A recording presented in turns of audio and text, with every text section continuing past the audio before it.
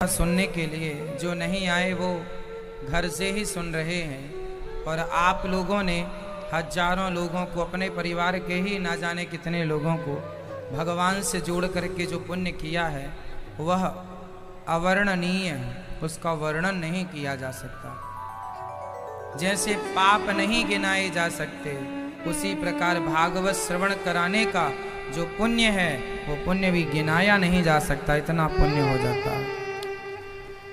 तो पुण्य इस धरती का यही है कि हम सबको भगवान से जोड़ते चलें। प्रिय भक्तों, कल कथा में हम लोगों ने सुना कि भगवान जी ने गिरिराज जी को उठाया एक उंगली से, यही सुना था। भगवान एक उंगली से गिरिराज जी को उठाते हैं। गिरिराज जी कौन है? गिरिराज जी साक्षात भगवान है। एक रूप से ठाकुर जी उन्हें भोग लगा रहे हैं, एक रूप से भगवान जी खा रहे हैं।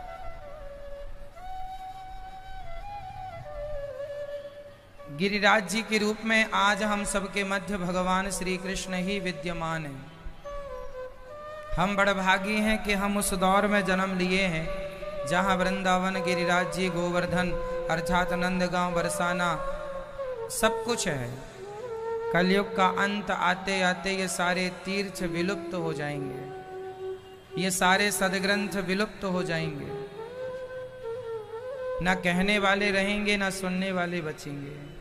कलयुग का इतना भयंकर प्रभाव आने वाला है कि लुप्त हों ये सदग्रंथ। तुलसीदास जी रामचरितमानस में लिख चुके हैं। कलयुग का अंत जब होगा, कलयुग की जब चरम सीमा आएगी, तब सारे वेद पुराण ग्रंथ, तीर्थ इत्यादि सब विलुप्त हो जाएंगे।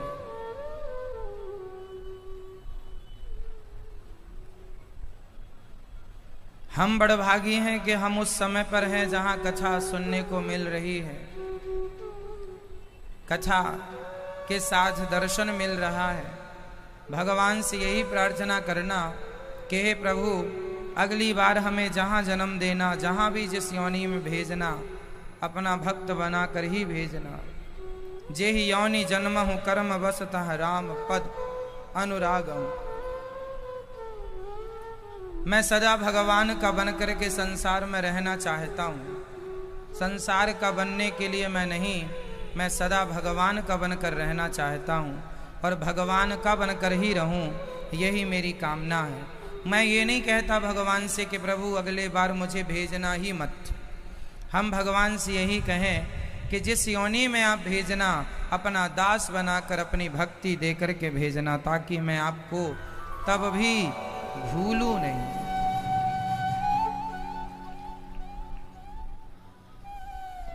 अर्थ न धर्म न काम रुचि, गति न चाहु निर्वाण, जन्म जन्म रति राम पद यह वरदान नया।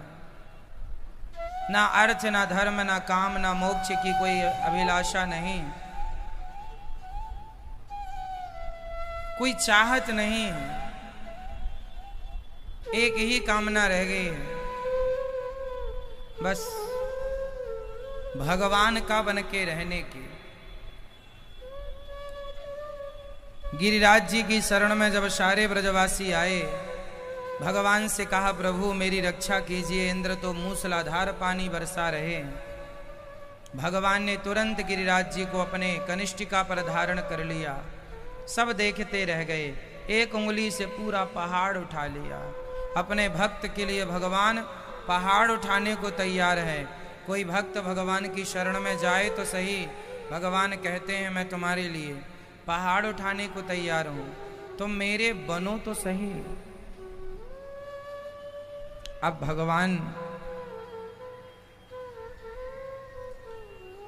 गिरिराज जी को स्थापित करते हैं और गिरिराज जी को स्थापित करके भगवान पुनः सारे ब्रजवासियों को आनंदित करते हैं। आप लोग भी अपने जीवन में वृंदावन आओ, गिरिराज जी की परिक्रमा लगाओ, वृंदावन की परिक्रमा लगाओ। कहते हैं जो वृंदावन का एक चक्कर लगा लेता है, एक चक्कर मीन्स एक परिक्रमा, जो वृंदावन का एक चक्कर लगा लेता है उसे 84 का चक्कर फिर लगाना नहीं पड़ता।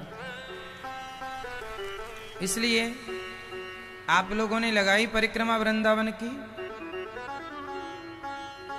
जरूर लगाइएगा। आज एकादशी है, अभी नहीं लगा पाए तो शाम को लगा लीजिएगा। आज एकादशी है, आज तो परिक्रमा लगानी ही चाहिए। शाम को लगा लीजिएगा, सवेरे लगा लीजिएगा, कभी भी लगाइए वृंदावन की परिक्रमा। तो एकादशी पूर्णिमा से कोई लेना देना नहीं, कभी भी लगा सकते हैं। गिरिराज जी की परिक्रमा भी कभी भी लगाई जा सकती है। पूर्णिमा को विशेष रूप से लोग लगाते हैं। पूरी रात परिक्रमा चलती है पूर्णिमा को गिरिराज जी की। कहा यही जाता है कि जो भगवान गिरिराज जी का वृंदावन की परिक्रमा लगाने का अर्थ क्या है? भगवान में सारे ब्रह्मांड हैं, भगवान में सब कुछ समाया है, और वो भगवान इस धाम में आए हैं।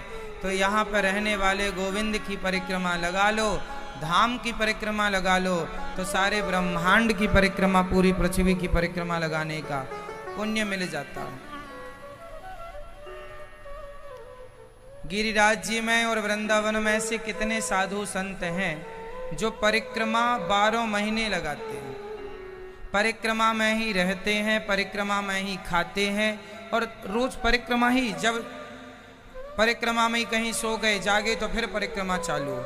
एक दिन में 2-2 बार परिक्रमा लगा लेते हैं। मतलब चलना खाना सब परिक्रमा में ही, वो परिक्रमा छोड़ के नहीं जाते कहीं। और जो धाम के प्रति ऐसी निष्ठा बनाता है उसे निश्चित भगवत दर्शन होता है। ये वृंदावन में सामान्य बुद्धि लेकर ना आइएगा, सामान्य सोच लेकर ना आइएगा। ये धाम है, ये वृंदावन है। यहाँ तो बस भगवान का अनुभव कीजिएगा।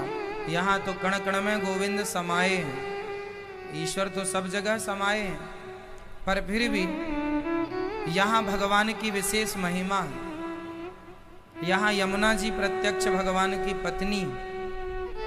यहाँ निधि वन और सेवा कुंज है, जहाँ ठाकुर जी आज भी नित्य रास रचाते हैं। निधि वन और सेवा कुंज में ठाकुर जी आज भी अपनी सखियों के संग रास रचाते हैं।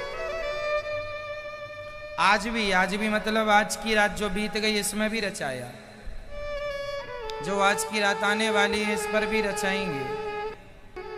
ये धाम है, यहाँ की जितनी महिमा गाएं, वेद पुराण भरे पड़े हैं वृंदावन की महिमा से। आप लोगों के भी भाग्य की मैं क्या सराहना करूं।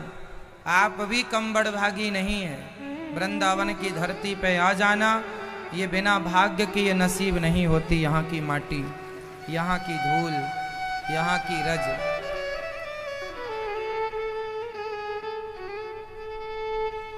इसलिए वृंदावन अद्भुत भूमि है। पूरी दुनिया में एक वृंदावन ही ऐसा है जहां हर गली हर मोहल्ले में आपको भगवान का नाम, भगवान की कथा सुनाई पड़ जाएगी।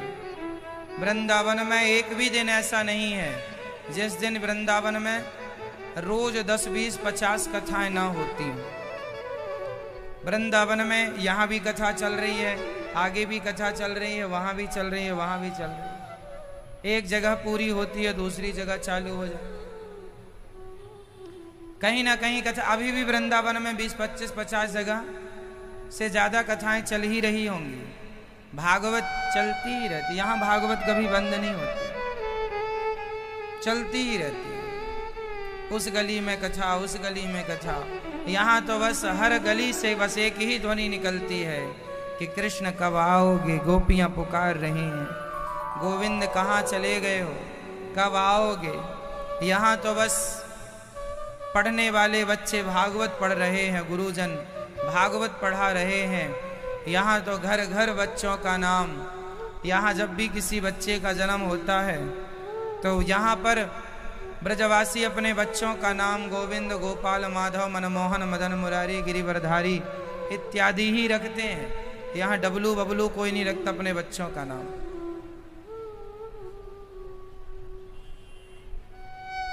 यहाँ तो हर बच्चे को कृष्ण रूप में और हर बच्ची को राधा रूप में माना जाता है, देखा जाता है। यहाँ का तो सब कृष्णमय है, सब कुछ कृष्ण है। यहाँ सारे लोग गोपी भाव में और एक पुरुष केवल कृष्ण। ऐसी महिमा सारे ब्रजवासी। एक दिन नंद बाबा को वरुण देवता लेकर गए और वरुण देवता से जब भगवान उन्हें लेकर आए, सारे ब्रजवासियों की जिज्ञासा हुई, गोविंद हमें भी अपने बैकुंठ का दर्शन करा दो। भगवान ने कहा चलो। बैकुंठ जाकर ब्रजवासियों ने देखा, जो सुख वृंदावन में है वो सुख बैकुंठ में नहीं। वृंदावन की महिमा बैकुंठ से श्रेष्ठ है। बैकुंठ में भगवान है, वृंदावन में भगवान भी है और भगवान की कथा भी है। वहां सिर्फ भगवान,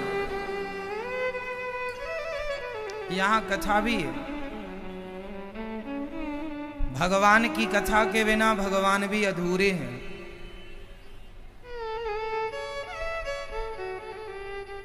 जहां राम जी होते हैं ना, जरूरी नहीं है कि वहां राम जी की कथा हो। जहां श्याम सुंदर होते हैं, जरूरी नहीं है कि वहां श्याम सुंदर की कथा हो। पर जहां कथा होती है वहां निश्चित भगवान की उपस्थिति होती है। इसलिए राम से अधिक राम कर नामा, इसलिए भगवान से अधिक भगवान के नाम की महिमा है। भगवान से अधिक भगवान के भक्तों की महिमा। भगवान से अधिक, इसलिए वृंदावन तो वृंदावन है।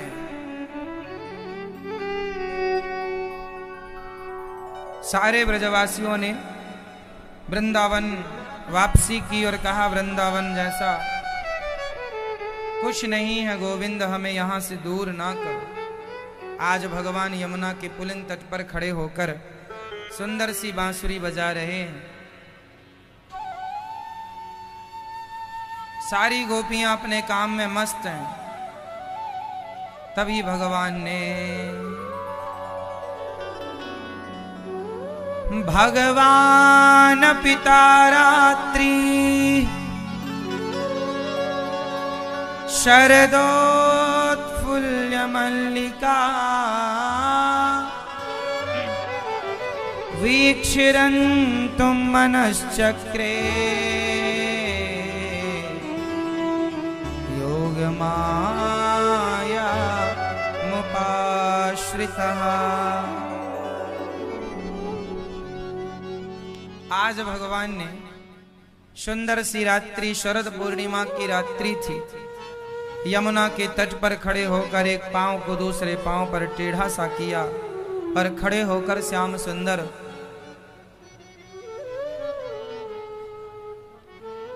गोपियों का आवाहन करने लगे। गोपियां मतलब भगवान की भक्त। गोपी कौन है? गोपी किसी स्त्री का नाम नहीं है। आपका नाम गोपी, हमारा नाम गोपी। गौ मतलब इंद्रियां, गौ मतलब पी मतलब पीना। जो अपनी इच्छाओं को, जो अपनी वासनाओं को समाप्त कर चुकी हो, फिनिश कर चुकी हो, पी कर खत्म, कोई कामना नहीं। जो जिनके अंदर कोई किंचित मात्र कामना ना हो, इच्छा ना हो, केवल कृष्ण को पाने की इच्छा हो, वो गोपी हैं। और वो गोपी कोई भी हो सकता है। आप हो सकते हैं, हम हो सकते हैं। इस रास में शंकर जी भी गोपी बनकर आए, नारद जी भी गोपी बनकर आए, ध्रुव और प्रहलाद भी गोपी बनकर आए। गोपी का मतलब केवल स्त्रियों से नहीं है कि गोपियों के संग भगवान ने रास रचाया। गोपियों के संग मतलब भक्तों के संग। भक्त में स्त्री भी हो सकती है, पुरुष भी। शंकर जी भी आए ना, जिनने अपनी सारी इच्छाएं समाप्त कर दी, उनका नाम गोपी है। कोई इच्छा नहीं, कोई इच्छा नहीं है गोपियों की। गाय दोह रही हैं कि बांसुरी सुनाई पड़ी, सारी गोपियों ने दोहन्त्यो भी अयुकाश्चित दोह हम हित्वा समुत्सुका। सारी गोपियां अपने काम में बिजी थी। सारी गोपियां अपना अपना काम कर रही थी कि बांसुरी की तान सुनाई पड़ी। सारी गोपियां जो काम जहां जैसे कर रही थी उस काम को वहीं स्थगित किया, छोड़ा और दौड़ पड़ी कृष्ण से मिलने के लिए। ये गोपियां, हम कह चुके हैं कि गोपियों के अंदर कोई कामना, इसलिए गोपियां आंखों में काजल लगा रही थी। बांसुरी सुनाई पड़ी, छोड़ दिया काजल। एक सखी गाय दोह रही थी, बांसुरी सुनाई पड़ी, गाय दूध बर्तन सब वहीं। एक सखी पति की सेवा कर रही थी, पति को छोड़ा, सास ससुर को छोड़ा। एक सखी अपने बच्चे को दूध पिला रही थी कि बच्चे को छोड़ा और दौड़ पड़ी। ये क्यों? ये इसलिए कि गोपियों के अंदर कोई कामना थी ही नहीं। भाई, कोई माँ अपने बच्चे से प्रेम इसलिए करती है क्योंकि उसे वो प्रेम करती है, कोई ना कोई उसकी कामना होगी, कोई इच्छा होती है बेटे से माँ की कि मेरा बेटा बड़ा होकर मेरी सेवा करेगा। इस पुत्र के कारण लोगों ने मुझे कुछ कहना बंद कर दिया। बेटा ना होए तो जमाना ताना मारता है, बच्चा नहीं हो रहा, और हो जाए तो लोगों का मुंह बंद हो जाता है। तो बच्चे के आने के कारण काफी प्रभाव पड़ता है। तो स्त्री का एक अपना स्वार्थ होता है उस बच्चे से। कहने का अर्थ ये है कि गोपियां, एक मां अपने बच्चे को छोड़ नहीं सकती, इतना प्रेम करती है, पर गोपियों के अंदर पुत्र की भी कोई कामना नहीं थी, इच्छा नहीं थी। वो जिम्मेदारियां पूरी करती हैं पर कोई इच्छा नहीं है, इसलिए पल भर में छोड़ दिया। अच्छा, संसार को जिसने पकड़ रखा है उसे छोड़ने में समय लगेगा, जिसने पकड़ा ही नहीं उसको छोड़ने का क्या कहें? पकड़ा ही नहीं उसने, क्यों? पकड़ा है। पकड़ना दो प्रकार से होता है। कैसे? समझिएगा।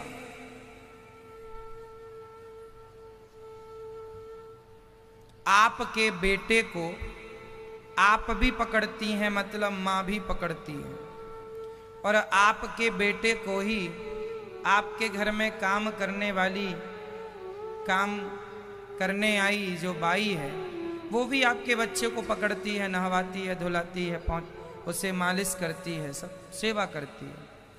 तो बेटे को माँ भी पकड़ती है, बाई भी पकड़ती है, दोनों के पकड़ने में अंतर है। क्या अंतर है? माँ ये कहकर पकड़ती है कि ये मेरा है, और बाई ये कहकर पकड़ती है कि ये मेरा नहीं है ना, मेरा तो घर पे सो रहा है, ये मेरा नहीं। वो काम पूरा करती है, आपके बच्चे को बढ़िया नहलाएगी, धुलाएगी, प्यार से पुचकारेगी, सब करेगी, पर वो ये मानती है कि ये मेरा नहीं, और आप मानती हो कि ये मेरा है। बात समझ में आ रही है मैया? आप कहती हो ये मेरा है, बाई कहती है कि ये मेरा नहीं है, काम करती है। बस यही है, संसार में कैसे रहना है ऐसे रहो जैसे काम वाली बाई आपके घर में रहती है।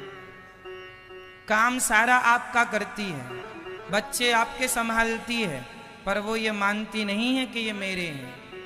बस यही है, आप लोग भी संसार में रहो, लेकिन ये मत कहो कि ये मेरा है, ये मान के चलो कि सब भगवान के हैं, मैं तो केवल कुछ दिनों की जिम्मेदारी पूरी करने आया हूँ, सब भगवान का है।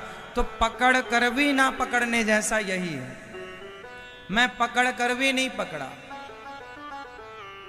पकड़ कर भी साधु संतों को भी आप देखते हैं कि वो भी अपना जीवन जीते हैं,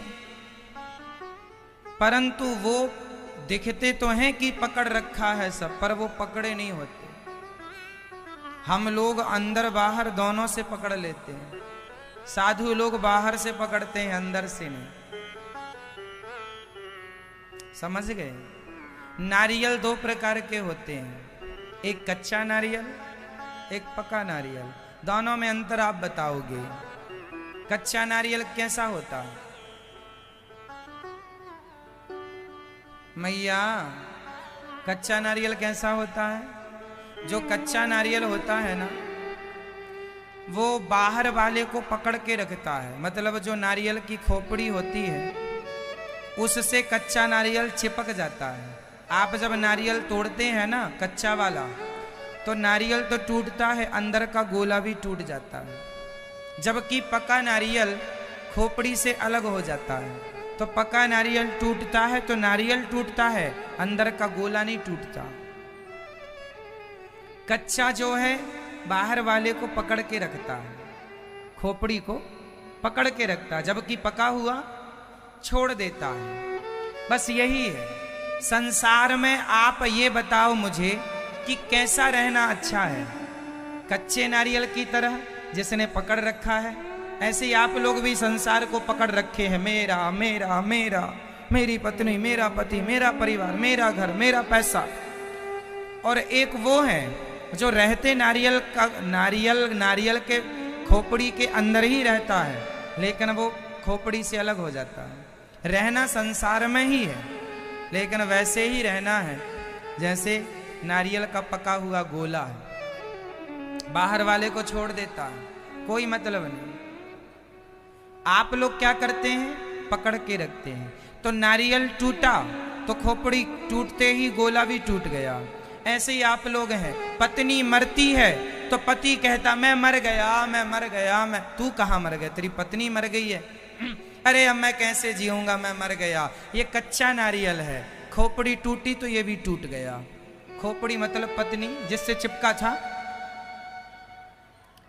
जिससे नारियल का गोला चिपका किससे होता है? खोपड़ी। नारियल की जो खोपड़ी होती है ना, कड़ी कड़ी चिपका है।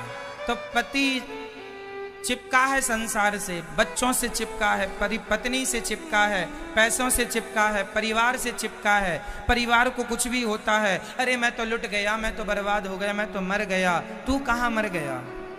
ये वही है ना कि खोपड़ी टूटी तो गोला भी टूट गया। आप कच्चे हैं। यदि आप संसार के साथ कुछ होता है तो उसका प्रभाव आप पर भी पड़ता है।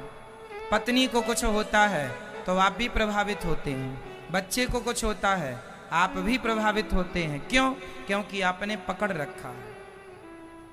और पका हुआ नारियल खोपड़ी टूटती है तो गोला प्रभावित नहीं होता। जो अज्ञानी है वो संसार को पकड़ के रखते हैं, कुछ भी हुआ वो अपने आप को प्रभावित मानते हैं। पका हुआ भक्त वही है जो बाहर कुछ भी हो जाए संसार में, जो हो रहा है। नरसिंह मेहता का बेटा मर गया, लोगों ने कहा नरसिंह बेटा मर गया। नरसिंह बोले भगवान की कृपा है, जहाँ से आया था वहाँ चला गया, जिसने दिया था उसने बुला लिया। अरे नरसिंह कुछ दिनों बाद पत्नी मर गई, अरे नरसिंह पत्नी मर गई, कोई बात नहीं, जहाँ से आई थी जिसने दिया था उसने बुला लिया। हमें क्या रोना? पका हुआ भक्त जो होता है संसार के प्रभाव से वो प्रभावित नहीं होता। जो हो रहा है संसार में वो भगवान की मर्जी से हो रहा है। हम किस किस के लिए रोएंगे? वो नुकसान हो जाए, 1 लाख रुपए का नुकसान हो गया, रोने लगा, अरे महाराज मेरा नुकसान हो गया। ये कच्चा नारियल है, नुकसान हुआ तो रोने लगा। पका नारियल, अरे जो हो गया सो हो गया, ये सब होना ही था, आपने गलती की सो हो गया, आगे से सावधान रहिएगा। अब जो हो गया उसके लिए रोने से वापस आ जाएगा?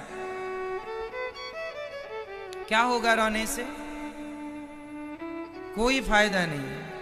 भरपाई करने के लिए मेहनत करनी पड़ेगी, सो कीजिए। कच्चा नारियल और पक्का नारियल, समझ गई मैया? कच्चा नारियल और आप कौन से नारियल हैं? आप कौन से, कच्चे हो कि पके हो? बोलो,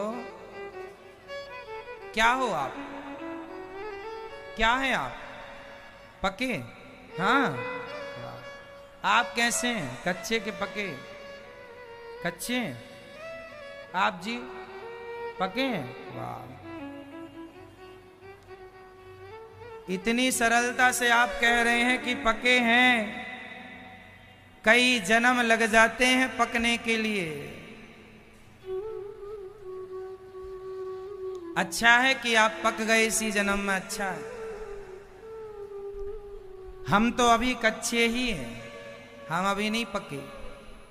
जिस दिन पक जाएंगे ना, उस दिन संसार ऐसे ही छूट जाएगा जैसे पका हुआ आम पेड़ को छोड़ देता है।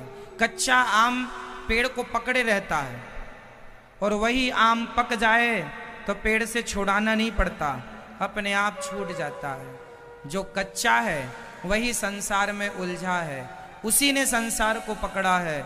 जिस दिन पक जाएंगे संसार छोड़ना नहीं पड़ेगा, सब अपने आप छूटता चलेगा, और जीवन में आनंद इतना होगा, ऐसा लगेगा कि भगवान के करीब हैं, मिल गए, फिर क्या बचा, मिल ही गए।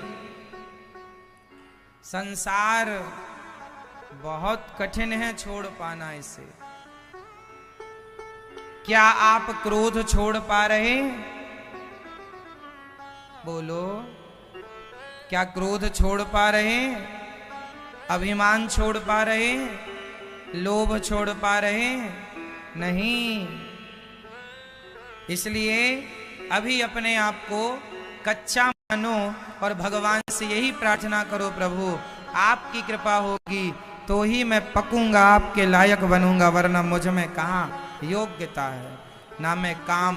आप बताइए, आप में से कितने लोगों ने काम को जीत लिया है? बताइए, आप में से कितने लोगों ने क्रोध को जीत लिया? कितने लोगों ने लोभ को जीत लिया? कितने लोगों ने अभिमान को जीत लिया? काम, क्रोध, लोभ, मोह, क्या जीत लिया आपने? इन चीजों को जीत लिया आपने? काम, क्रोध, लोभ, अभिमान, इनको कौन जीतेगा? इन्हें आप और हम कभी अपने बल से नहीं जीत सकते। इन्हें तो केवल भगवान कृपा करें तो वो बचा सकते हैं इन बुराइयों से, हमें और आपको, वरना जीतना तो संभव नहीं। इसलिए भगवान जी से यही प्रार्थना करो कि हे नाथ, हम इस बुराई से हम तो नहीं बच सकते, आप कृपा करिए। तो गोपियां कैसी थी? उनके अंदर कोई बुराई ही नहीं थी, निष्काम निष्कपट, कोई काम, वो पक्की थी। कच्चे नारियल हैं हम लोग, पक्के नारियल हैं गोपियां। पक्के नारियल कौन है? गोपियां। हम कच्चे नारियल हैं। कोशिश करो आप लोग कि आप भी थोड़ा थोड़ा पकें। वैसे बाल तो पक ही गए हैं कुछ लोगों के, अब थोड़ा थोड़ा और सब पकाना शुरू करो, है ना? अपनी बुद्धि पकाओ, अपनी सोच पकाओ, विचारों को पकाओ। पका हुआ भोजन खाते हो तो विचारों को भी पकाना शुरू करो।